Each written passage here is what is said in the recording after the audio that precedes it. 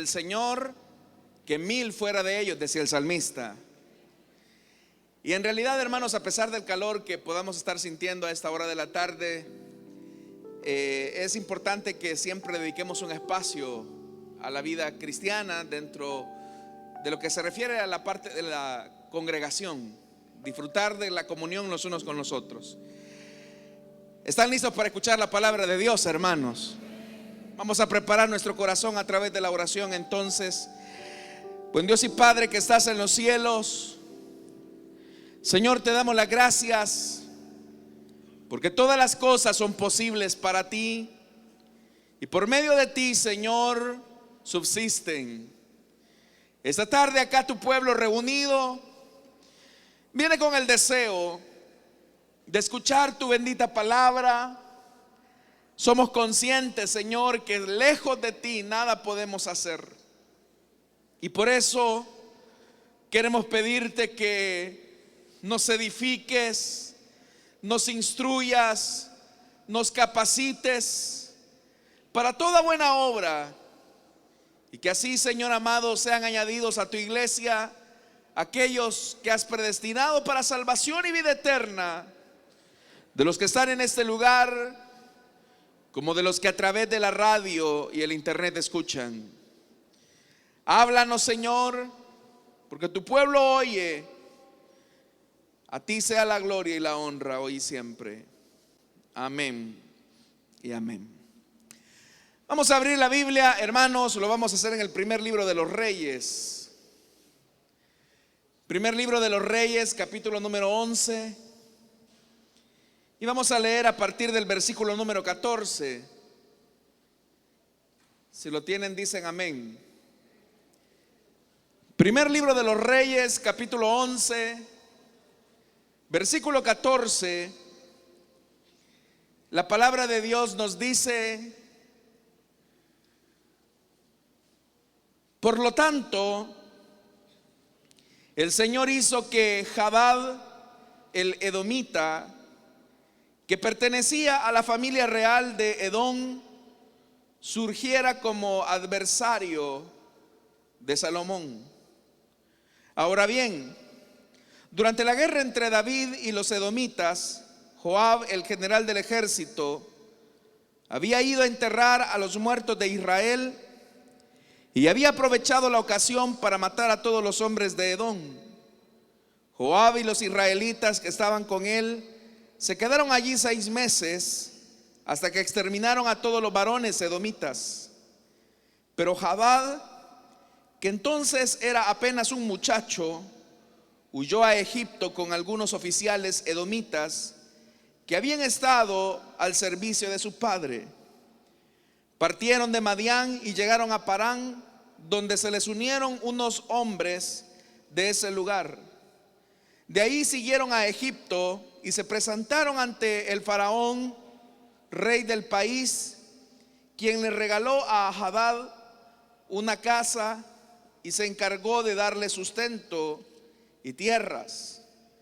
Hadad agradó tanto al faraón que éste le dio por esposa a su cuñada, una hermana de la reina Tapenés. La hermana de Tapenés dio a luz un hijo al que llamó Genubat, y Tapenés lo educó en el palacio real, de modo que Genubat creció junto con los hijos del faraón. Mientras Hadad estaba en Egipto, se enteró de que allá habían muerto David y Joab, general del ejército. Entonces Hadad le dijo al faraón: déjeme usted regresar a mi país. ¿Y por qué quieres regresar a tu país?, le preguntó el faraón. ¿Acaso te falta algo aquí? No, respondió Hadad, pero de todos modos, déjeme ir. Dios también incitó a Rezón, hijo de Eliada, para que fuera adversario de Salomón. Rezón, que había huido de su amo Hadad Ezer, rey de Sobá, formó una banda de rebeldes y se convirtió en su jefe. Cuando David destruyó a los sirios, los rebeldes fueron a Damasco y allí establecieron su gobierno. Así fue como Rezón llegó a ser rey de Siria. Mientras vivió Salomón, Rezón aborreció a Israel y fue adversario, de modo que agravó el daño causado por Hadad. Leemos esa parte final del verso 25. De modo que agravó el daño causado por Hadad. Tengan la bondad de sentarse, amados hermanos y hermanas.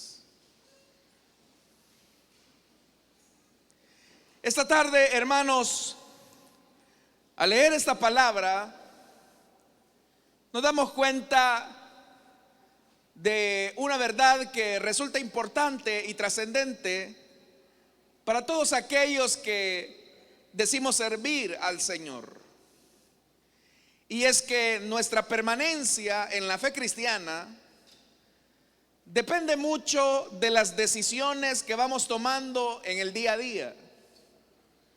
La única garantía que nosotros podemos tener que vamos a ser fieles al Señor hasta el último día de nuestra existencia acá en la tierra es que continuamente estemos renovando nuestra decisión de fidelidad a Dios. Si nosotros, hermanos y hermanas, no articulamos nuestra fe, nuestra convicción, nuestro amor por Dios, aquellas buenas intenciones que nos impulsaron a estar acá en el Evangelio, poco a poco se van a ir desvaneciendo hasta que el amor por nuestro Dios va a comenzar a enfriarse. El caso que hemos leído esta tarde corresponde al rey Salomón. De Salomón nosotros podemos decir muchas cosas, como que era un hombre sabio. La Biblia lo describe como una persona muy inteligente, que tenía la capacidad de elaborar discursos de la vegetación, de la fauna. Tuvo, según lo describe el libro de Eclesiastés, un sinnúmero de riquezas. Y todo eso obviamente que era el resultado de la benevolencia de Dios hacia la casa de David, porque Salomón era descendiente de David. Pero cuando Salomón asume el trono, él comienza a articular una serie de ideas que a juicio de él van a garantizar la permanencia de su posición y de su familia en el trono, a modo de que ellos van a lograr constituir una dinastía que perdure en el tiempo. Y es que en realidad esa era la promesa de Dios. Pero a Salomón se le ocurre la gravísima idea de comenzar a casarse con mujeres paganas. La Biblia establece, hermanos y hermanas, al inicio de este capítulo 11, que Salomón comenzó a tener amoríos, como por ejemplo con la hija de Faraón. La lógica de Salomón era: bueno, si me caso con la hija de Faraón, yo no voy a tener problemas. Faraón va a ser mi amigo.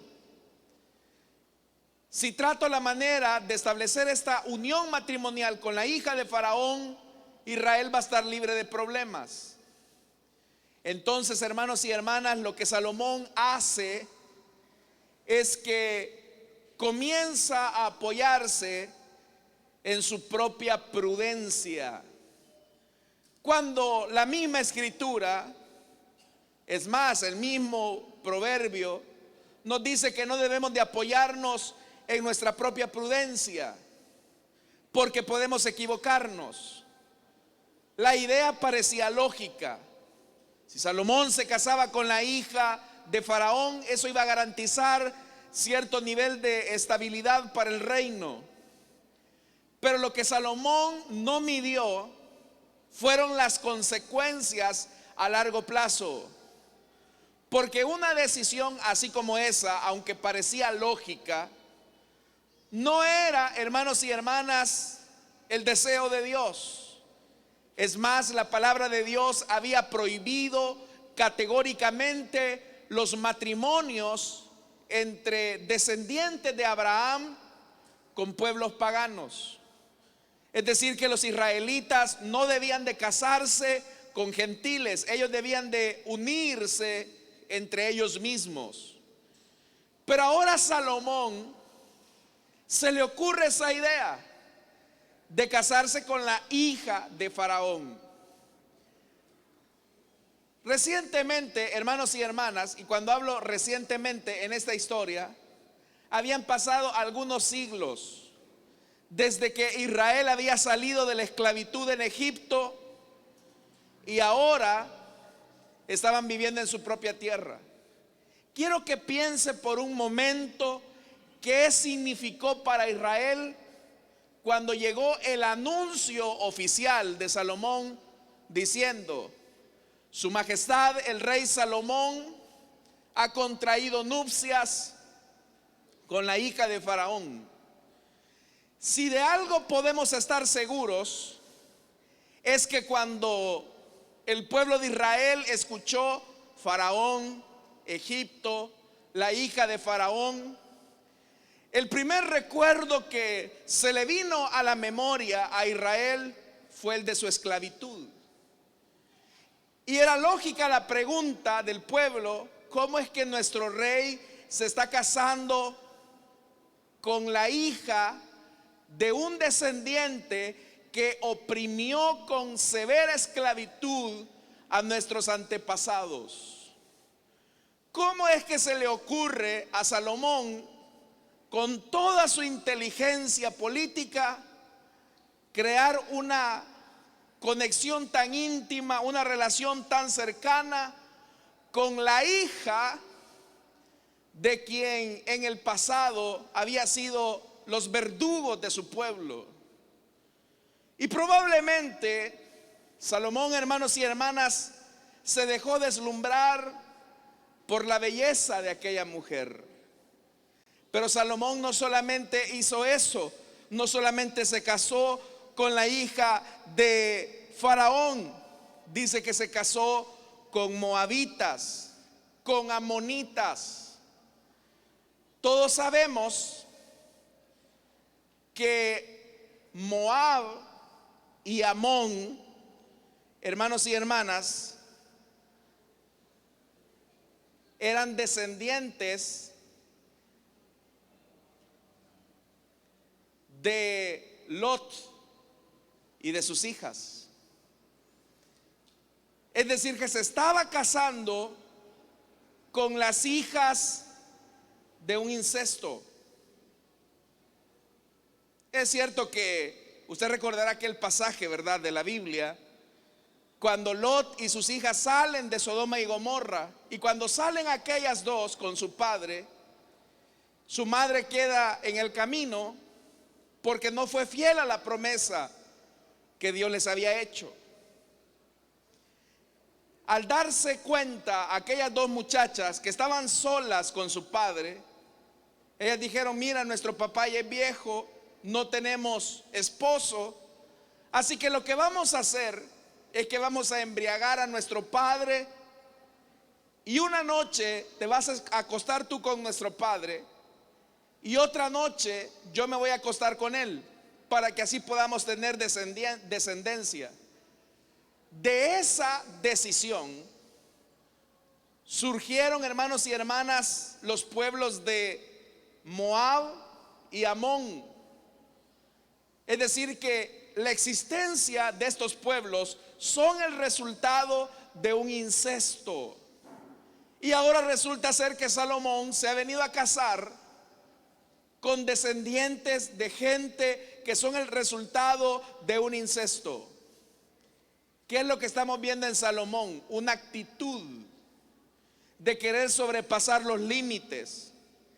Pero no se conformó, hermanos y hermanas, solamente con eso, sino que dice la Biblia que se casó con los edomitas, los descendientes de Edom. Se casó con los sidonios, con los hititas y toda clase de mujeres extranjeras. Ahora, ¿por qué Salomón se casó con todas estas mujeres? La razón, hermanos, era para garantizar, según él, la estabilidad de su permanencia en el trono.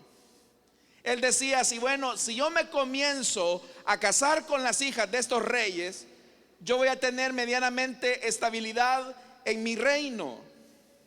Pero esa idea era una idea engañosa, porque no estaba considerando todas las dimensiones a largo plazo. Muchas veces, hermanos y hermanas, nosotros también podemos tomar decisiones que cuando las vamos a tomar, las tomamos sobre la base de la lógica humana, y es ahí donde podemos cometer gravísimos errores en la toma de decisiones con nuestra familia, en nuestro matrimonio, en la educación con nuestros hijos. Aún nuestra economía se puede ver severamente golpeada porque tomamos decisiones que, aunque parecen lógicas, aunque proceden del sentido común, al final de tanto son decisiones inconsultas a la soberana voluntad de Dios. El problema es que estas mujeres, dice la Biblia, que en la medida en que Salomón envejeció, estas mujeres comenzaron a inclinar el corazón de Salomón para que se convirtiese en un idólatra. Y a esto, mis amados hermanos, los especialistas le llaman la apostasía de Salomón. ¿Y qué significa apostatar? Significa abandonar mi posición de fe para seguir otra. Eso precisamente fue lo que hizo Salomón, renegar de su fe. Pero ¿por qué, hermanos y hermanas, Salomón renegó de su fe?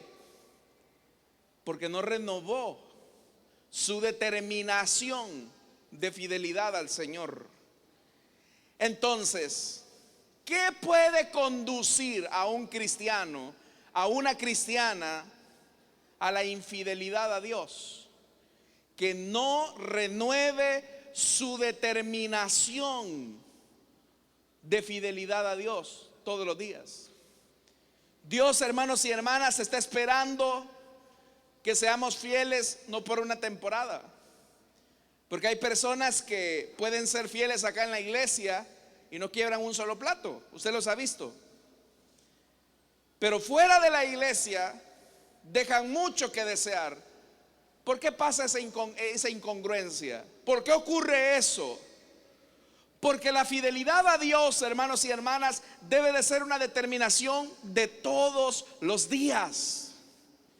No debe de ser solamente cuando nos encontramos en angustia o tribulación. No debe de ser solamente cuando nos encontramos en la prueba que prometemos fidelidad absoluta a nuestro Dios. Nuestra fidelidad a Dios debe de ser en las buenas y en las malas. Ahí se debe demostrar nuestra fidelidad a Dios.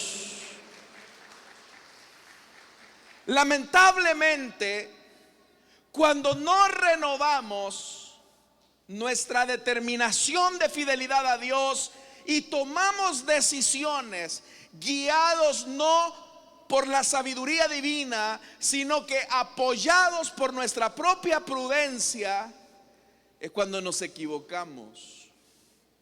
Es cuando después nos damos cuenta que tomamos una mala decisión.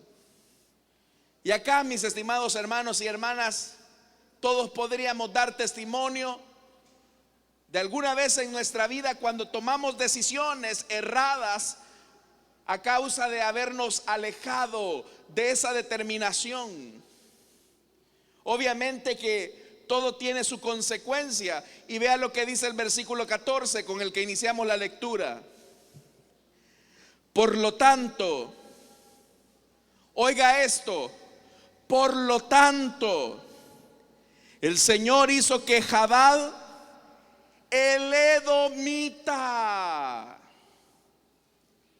el edomita, que pertenecía a la familia real de Edom, oiga, surgiera como adversario de Salomón. Y no dijo el versículo 1 pues que Salomón se casó con una edomita, y se casó con una edomita para garantizar la estabilidad del reino.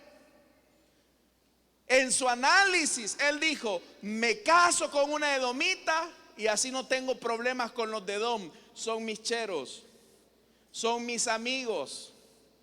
Pero ahora lo que el Señor va a hacer es que de su mala decisión el Señor le va a levantar una consecuencia. Hermanos y hermanas, las desgracias que vienen a nuestra vida a causa de la desobediencia no son responsabilidad de Dios.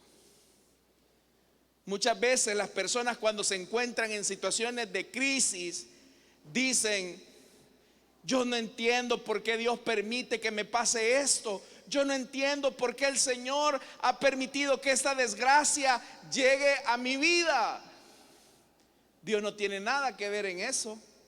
Si el que decidió equivocadamente, el que tomó la decisión errada, no fue Dios, fuiste tú. Igual que Salomón. Por eso es que dice el verso 14: por lo tanto el Señor hizo que Hadad, el edomita, que pertenecía a la familia real de Edom, surgiera como adversario de Salomón. Oiga, vea lo que dice el versículo 17. Pero Hadad, que entonces era apenas un muchacho, huyó a Egipto. La cosa no termina ahí, hermano.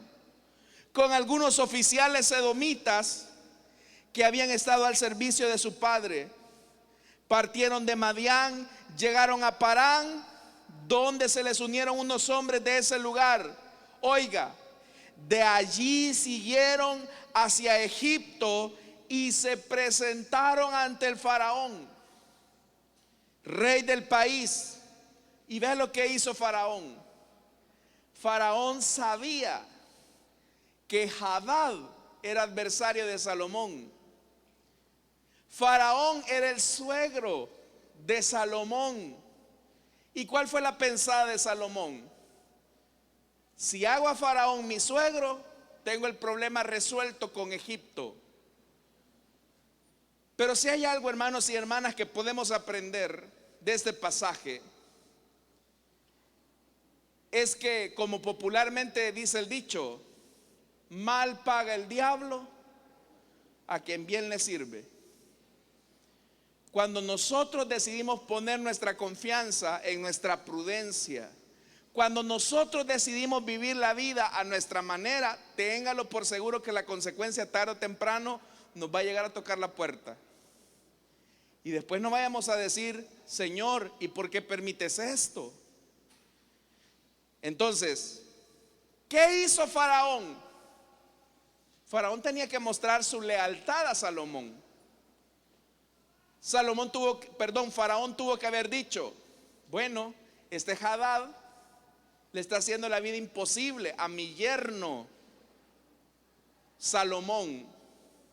Mi hija está casada con Salomón y este Hadad es un adversario de Salomón.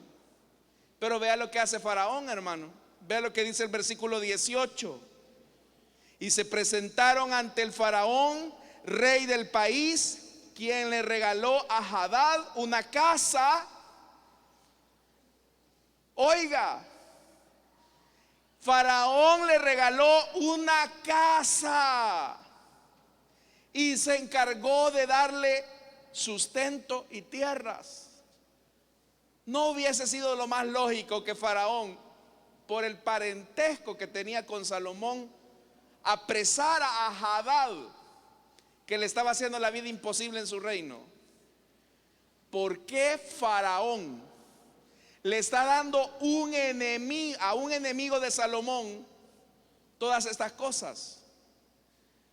Al pensar en esto, hermanos, debemos de decir que la fidelidad de Dios es absoluta.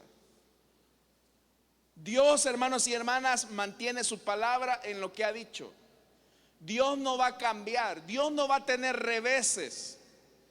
Seguramente cuando Salomón llegó a pedir la mano de Faraón, la mano de la hija de Faraón, perdón, Faraón hizo promesas, le hizo promesas a Salomón y le dijo: no, Salomón, mira, tú tranquilo. Es verdad que hace muchos siglos atrás mis antepasados sometieron al verdugo a tu pueblo, pero ahora estamos tranquilos. No hay problema, Salomón. Aquí te entrego a mi hija, vamos a hacer familia, vamos a tener lazos comerciales, lazos políticos, así que aquí no hay nada. Somos familia, somos amigos. Y Salomón creyó eso, hermano. Pero ahora resulta que Faraón está albergando a un enemigo de Salomón. Entonces, ¿dónde está la lealtad que Faraón le había prometido al rey Salomón? Confianza que también el mismo rey había depositado en Egipto.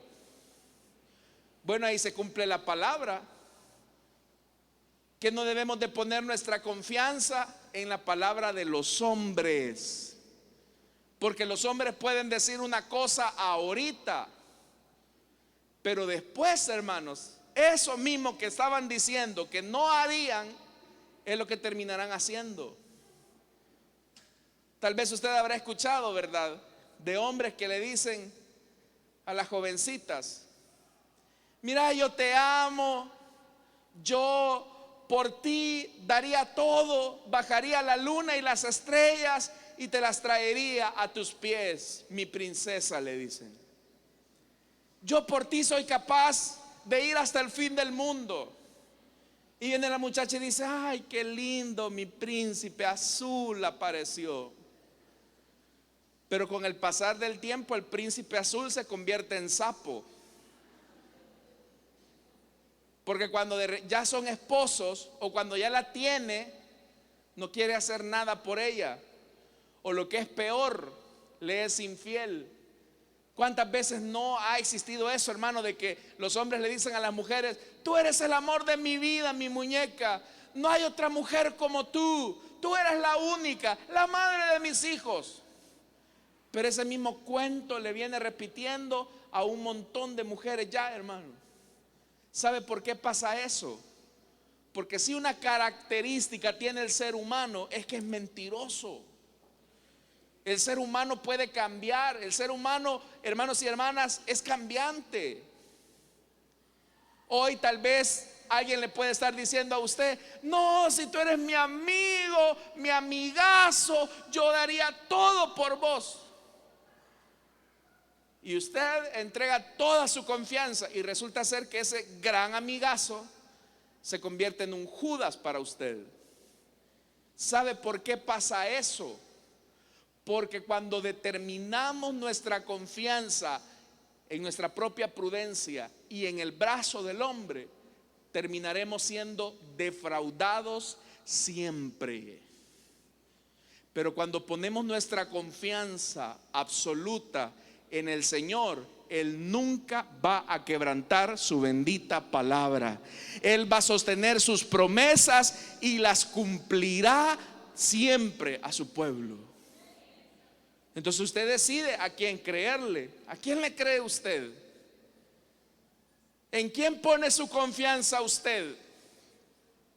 Si usted dice: yo ya tengo mi primo, que éramos casi como hermanos, y él antes de irse para los Estados Unidos me dijo: mira, primo, vos y yo somos como hermanos. Cuando yo esté allá en Estados Unidos, voy a trabajar y te voy a ayudar. Ya vas a ver, allá te voy a sacar alguito para ti, porque nos une el amor que nos tenemos. No me voy a olvidar de ti. Y hace 20 años que ella no le habla, hermano, desde que llegó. Pero usted pudo haber dicho: no, hombre, si este es mi gran amigazo. Y muchas veces, hermanos, nos venimos a dar cuenta que pusimos la confianza en una posición equivocada, como Salomón lo hizo. Salomón dijo: si me caso con la hija de Faraón, tengo el problema resuelto. Ah, sí, cómo no. Ahora su mismo suegro le está dando la espalda con un enemigo, con un adversario. Cuando tú pones tu confianza en los hombres, siempre vas a terminar avergonzado. Cuando tú pones tu esperanza en las posibilidades humanas, siempre vas a terminar avergonzado. Pero cuantos confían en el Señor, ellos nunca serán avergonzados, porque Dios es fiel para cumplir su palabra. Amén, hermanos.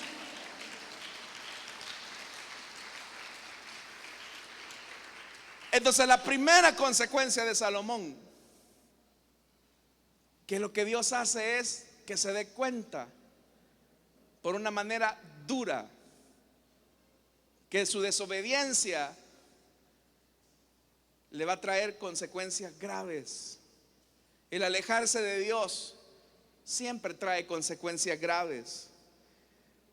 Pero las cosas no terminaron ahí, hermanos. La desgracia vino en partida doble.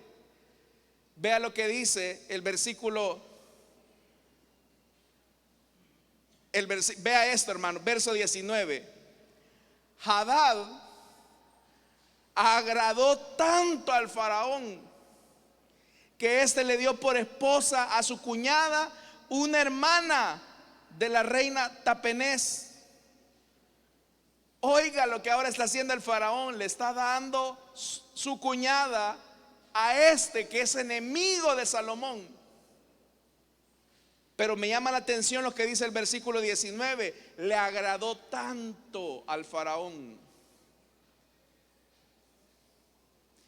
Significa, hermanos, que en algún momento Salomón, en algún momento de su vida, Salomón le cayó bien a faraón, le fue simpático, porque para que le haya dado su hija. Pero como dicen, se cayó de la moto, se cayó de la bicicleta, si lo quiere contemporizar. Puede ser, hermanos, que nuestra confianza también se base en nuestra cercanía con las personas.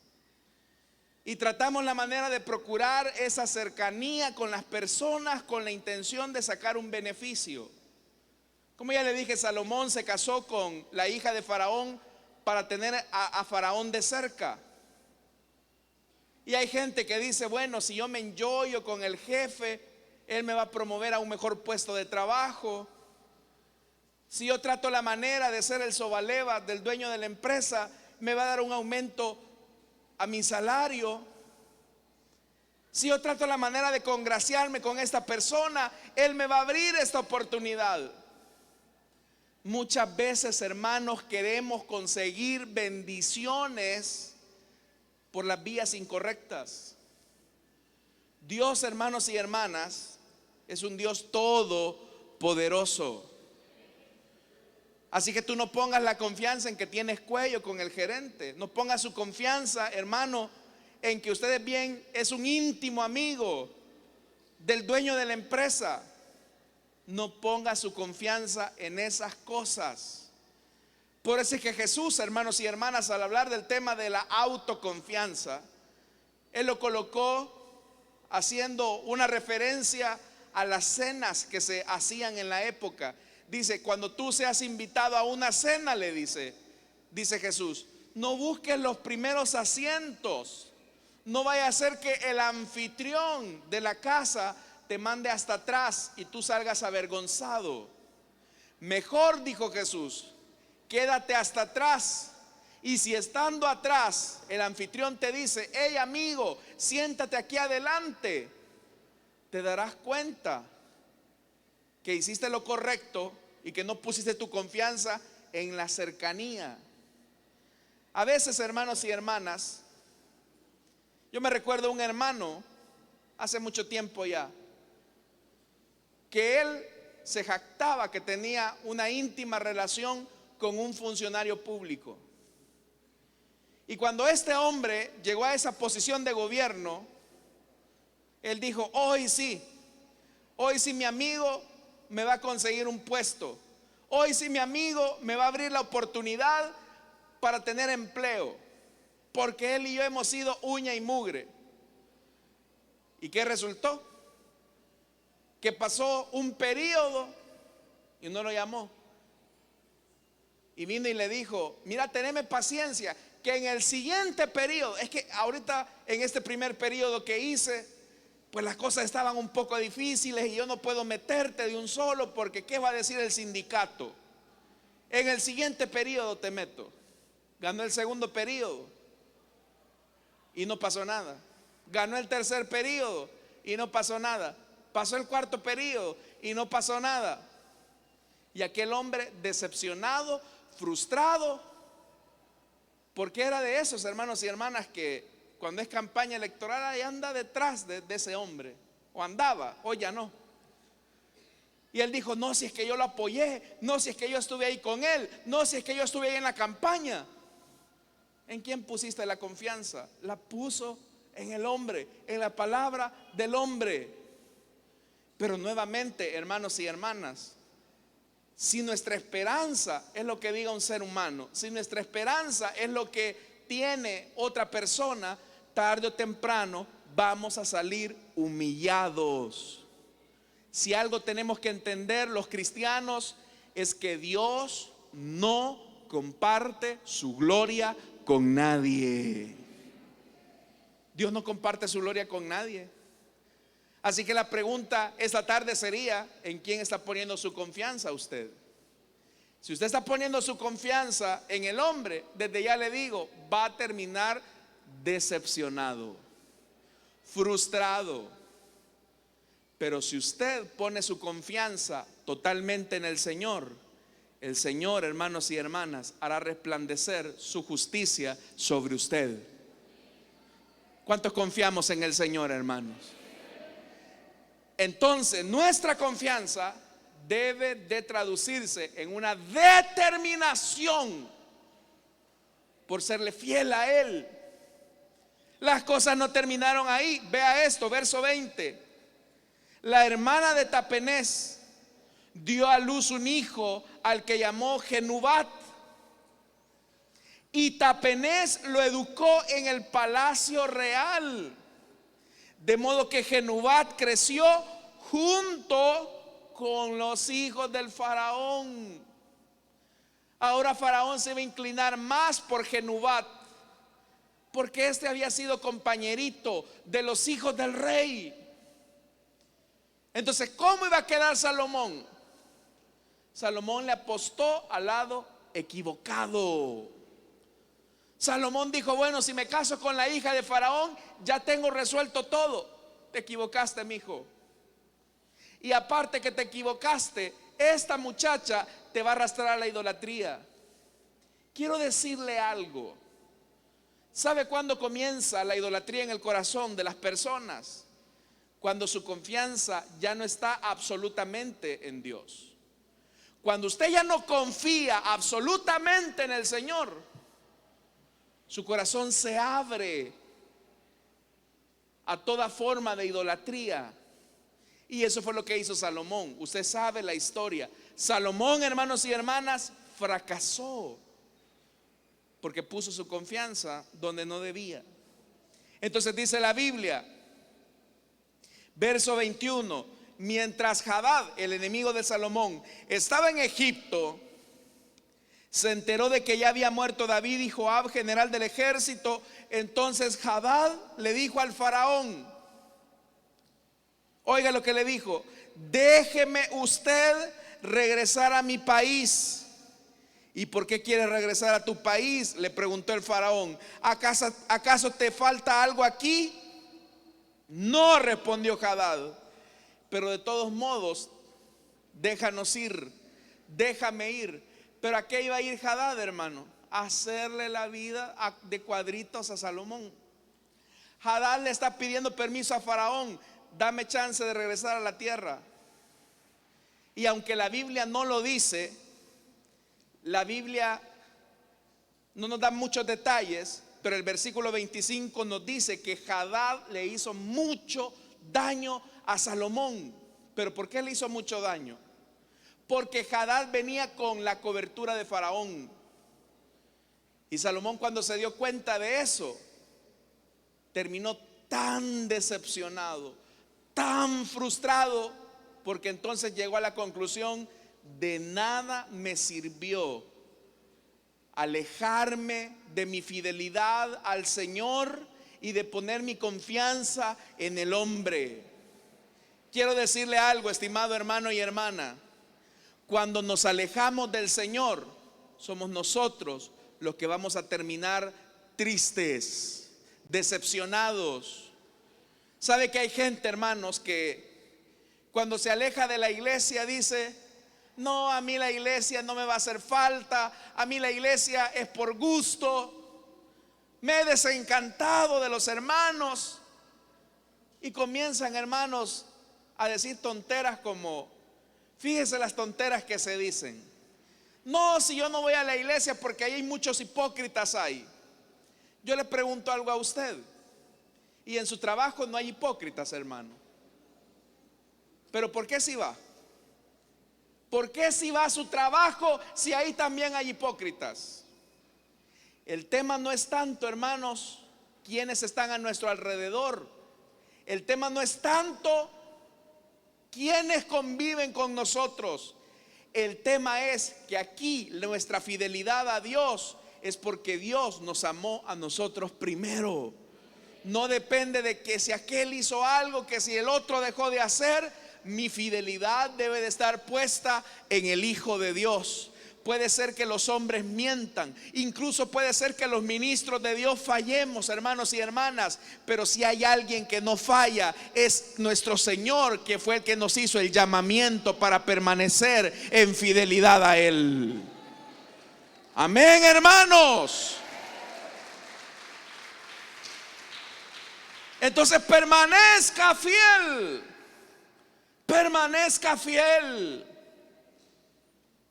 Ahora ya Salomón está decepcionado, pero el pecado siempre viene en partida doble.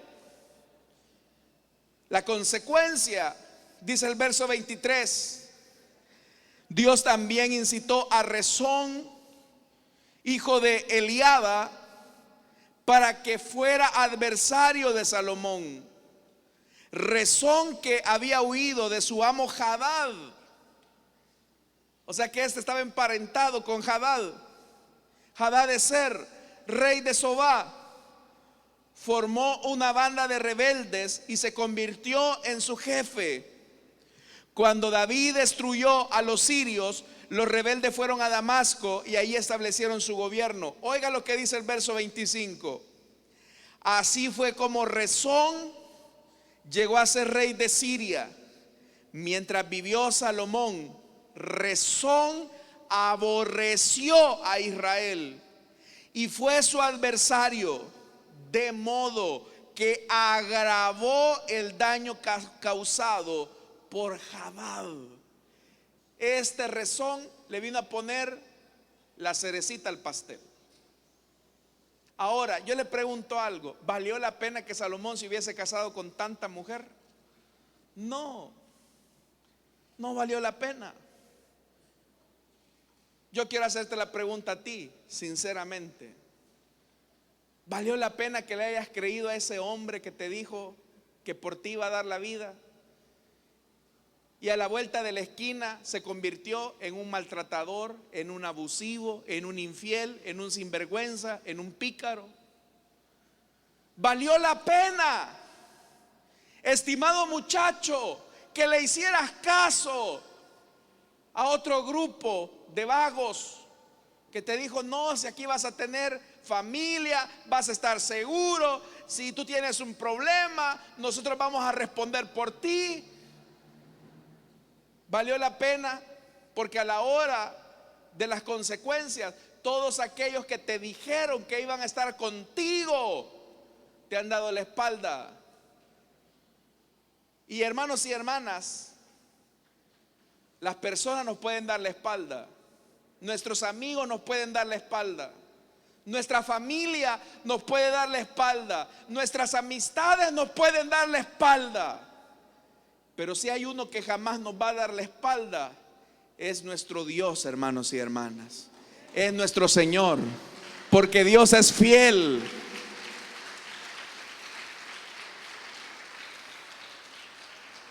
¿Qué tenía que haber hecho Salomón? Simplemente confiar en el Señor, no apoyarse en su propia prudencia. Pero lejos de eso, lo que Salomón hace es darle la espalda a Dios y poner su confianza en mujeres, en hombres. Consecuencia, estos que habían sido su esperanza se convirtieron en su aguijón. Estos que habían sido su expectativa, su gloriosa oportunidad, según él, se convirtió en su destrucción, en su trampa. Así es el diablo, hermanos. El diablo siempre nos va a ofrecer grandes oportunidades y nos va a decir: te estás curtiendo ahí en la iglesia.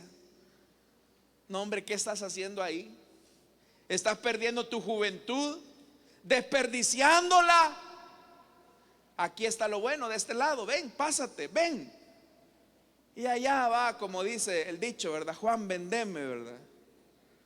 Creyéndole las palabras a un mentiroso como Satanás, que la Biblia dice que es padre de toda mentira. Hermanos, estaba un día de estos leyendo un libro que habla precisamente del engaño con el que muchas veces se seduce a las jovencitas de los países latinoamericanos para que participen en cosas de belleza como modelos. Y las ofertas que les hacen es, mira, ellos lo que hacen es una red de trata de personas, hermanos, que lo que hacen es que ven a las muchachas más bonitas, pero que viven en condiciones de pobreza. Entonces se acercan a estas muchachas y les dicen: mira, aquí en este trabajo que tenés, estás ganando el mínimo y te pasás matando 8 horas. Pero si tú te vienes a trabajar con nosotros a la agencia de modelaje, porque sos bonita, te puedes ganar el doble, el triple de lo que ahora ganás, y en un corto tiempo.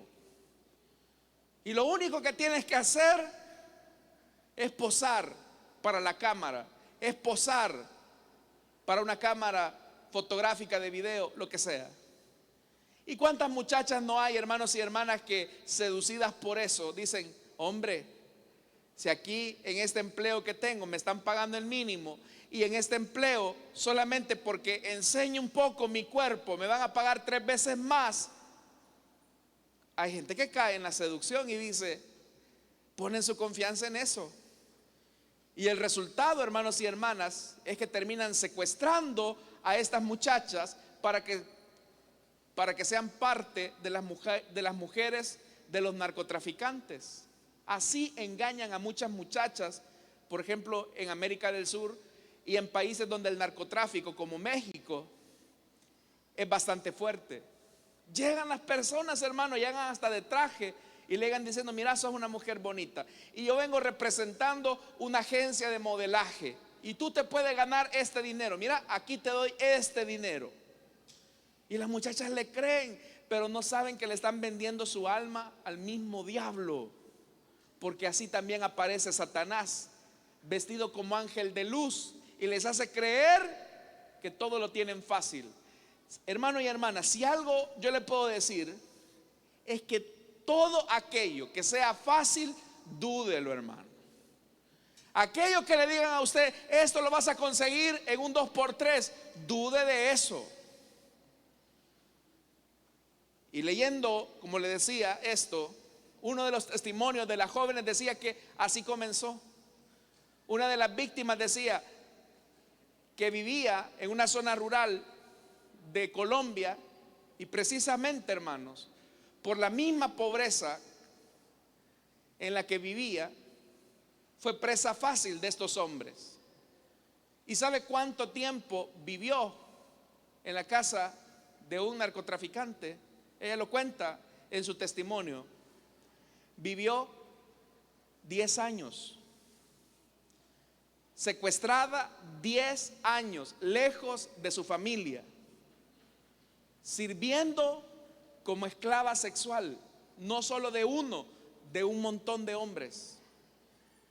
Cuando la usaron toda, la abusaron completamente, la tiraron, la desecharon, como que si fuese un trapo sucio. Y ahora eso la ha marcado tanto que ella cuenta ese relato en este libro del que le estoy hablando. Pero yo pensando en eso, decía, bueno, ¿qué pasó por la mente de esta muchacha? O sea, ¿qué se le vino a esta muchacha por la mente cuando le hicieron la oferta? ¿Qué pudo haber pensado? Aquí voy a ayudar a mis papás, voy a salir de la pobreza, voy a tener dinero fácil, me va a ir bien, voy a tener casa, voy a tener carro y voy a tener la vida que siempre he soñado de manera rápida. ¿Y cuál fue el resultado? Que terminó siendo esclava sexual de una red de narcotráfico. Y no terminó en riqueza. No vaya a creer que la indemnizaron, entre comillas, después de esos años que estuvo secuestrada. No, hermano, la mandaron sin un 5. ¿Sabe cuál fue las palabras que le dijeron antes de irse? Agradece que te vamos a mandar con vida, porque has sido una muy buena esclava sexual. Te vamos a dar el privilegio de darte la vida. Regresó pobre a su pueblo natal porque le creyó una mentira a esta red de narcotráfico. Hermanos, también Satanás y el mundo hacen lo mismo. Satanás y el mundo nos ofrecen un montón de cosas. Pero hermanos y hermanas, todo lo que el diablo pueda ofrecer, téngalo por seguro que no es gratis. Tiene severas consecuencias y el daño puede ser mayor. Pero yo le digo algo: si Dios te ha hecho una promesa a ti, ahí siéntete seguro, porque Dios siempre va a querer nuestro bien, nuestro beneficio, porque es un Dios de amor, es un Dios que cuida y es un Dios que cumple su palabra. Amén, hermanos. Así es que a no poner nuestra confianza en el hombre, sino en Dios. Amén, hermanos. Oremos entonces, vamos a orar. Teniendo nuestros ojos cerrados y nuestro rostro inclinado,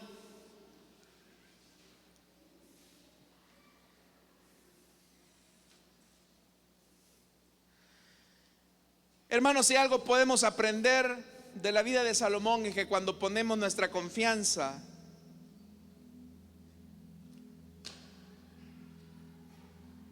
en los hombres, siempre vamos a salir decepcionados. Cuando nos alejamos de Dios creyendo que el otro camino es mejor, vamos a terminar frustrados como Salomón, con daños. Pero cuando tú pones tu confianza solo en Dios y eres fiel a Él, como lo que se le pedía a Salomón, las cosas hubiesen sido distintas. Esta tarde yo quiero hacer una invitación para todas aquellas personas que desean entregarle su vida a Cristo o desean reconciliarse, para que en el lugar donde están puedan ponerse en pie. Vamos a orar. Si hubiera alguien esta tarde que desea entregarle su vida a Cristo o desea reconciliarse, póngase en pie, vamos a orar por usted. O si hay alguien que desea reconciliarse, que puso su esperanza en los hombres, puso su esperanza en el pecado, téngalo por seguro que eso va a terminar lastimándolo, lastimándola. ¿Habrá alguien esta tarde que quiera entregarle su vida a Cristo o desea reconciliarse? Póngase en pie. Queremos orar por usted. Nadie que haya puesto su confianza en Dios ha terminado avergonzado. Pero aquellos que ponen su esperanza en el pecado, en el mundo, van a tener que crujir de dolor. Si has puesto tu esperanza en el hombre, vas a terminar decepcionado. Dios le bendiga al niño que se pone en pie. Vamos a orar por él. ¿Hay alguien más que desea entregarle su vida a Cristo o desea reconciliarse? Le invito para que se ponga en pie. ¿Habrá alguien, hermanos? ¿Habrá alguien esta tarde que desea entregarle su vida a Cristo o desea reconciliarse?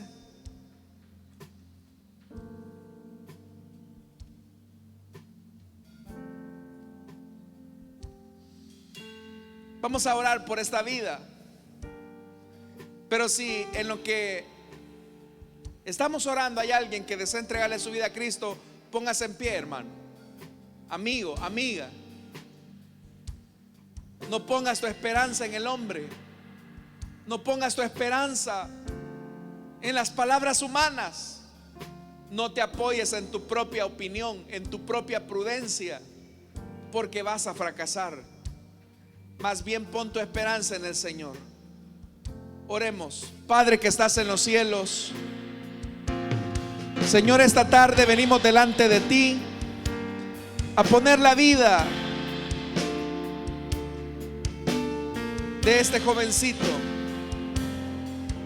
Señor, quiero pedirte por favor en esta hora que tú puedas perdonar sus pecados y que a partir de este momento pueda, Señor amado, ser una nueva criatura. Bendice, Señor amado. Bendice, Señor amado, lavando sus pecados, dándole una nueva vida. Y que a partir de este momento podamos, Señor amado, encontrar la vida que solamente tú nos das.